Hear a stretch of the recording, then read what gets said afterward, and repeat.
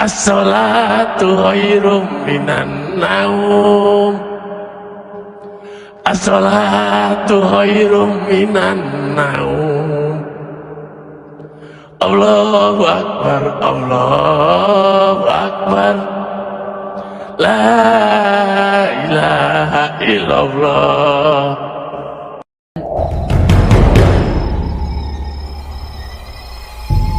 Setelah selesai mendoakan di makam kakaknya, suasana kampung yang biasanya tenang mendadak geger. Kabar beredar cepat, katanya ada sosok yang mirip Pak Jalil muncul lagi. Awalnya orang-orang gak percaya. Mereka pikir cuma kabar burung atau mungkin salah lihat. Tapi semua berubah ketika suara azan terdengar dari arah musola. Suara itu begitu familiar, lembut tapi dalam.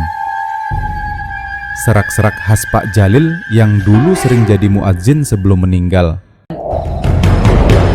Pak Ustadz yang siang itu sedang mencatat jadwal pengajian langsung terdiam. Tangannya gemetar. Perlahan ia menoleh ke arah jendela lalu mengintip dari celah jendela. Dan di sanalah ia melihat sosok itu berdiri di depan mimbar, mengenakan peci hitam yang persis seperti yang pernah dipakai almarhum Pak Jalil. Keringat dingin mulai menetes di pelipisnya.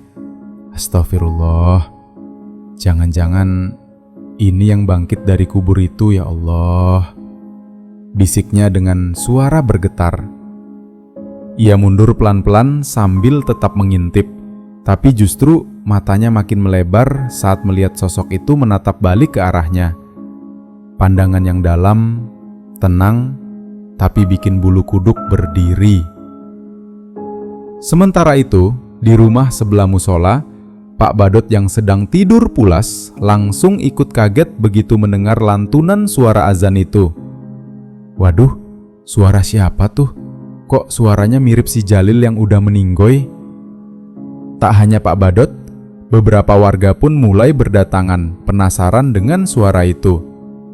Tak butuh waktu lama, suara azan itu langsung bikin geger seisi kampung.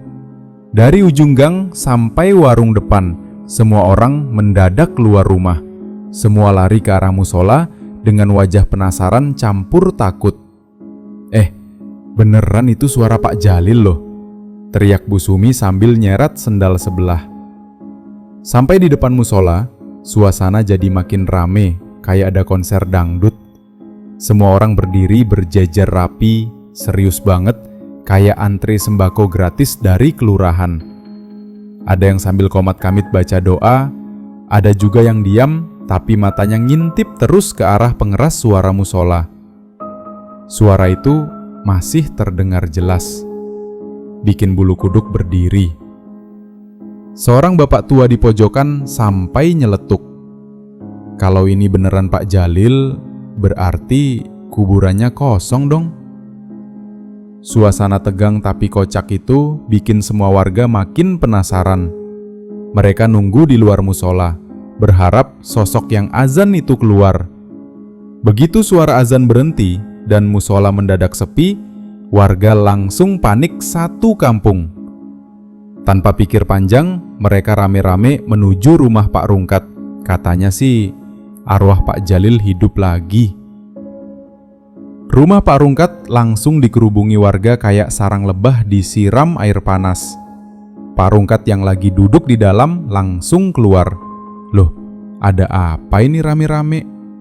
Dia langsung menjelaskan bahwa di rumahnya tidak ada orang yang mirip dengan Pak Jalil.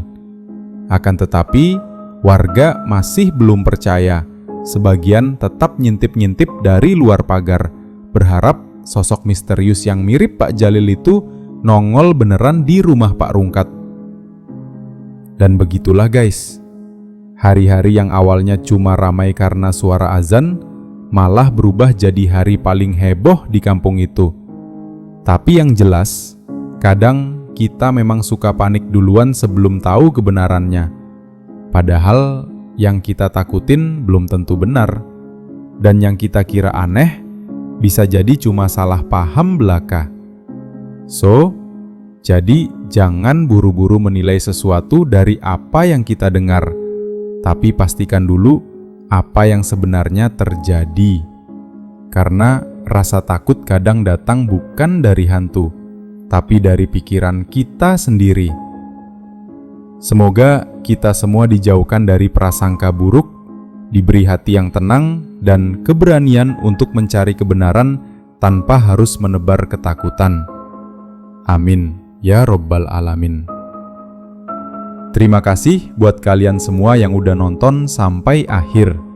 Jangan lupa ya, like, komen, dan subscribe biar kalian gak ketinggalan kisah seru lainnya dari alur cerita serial animasi .design. Sampai ketemu di episode berikutnya.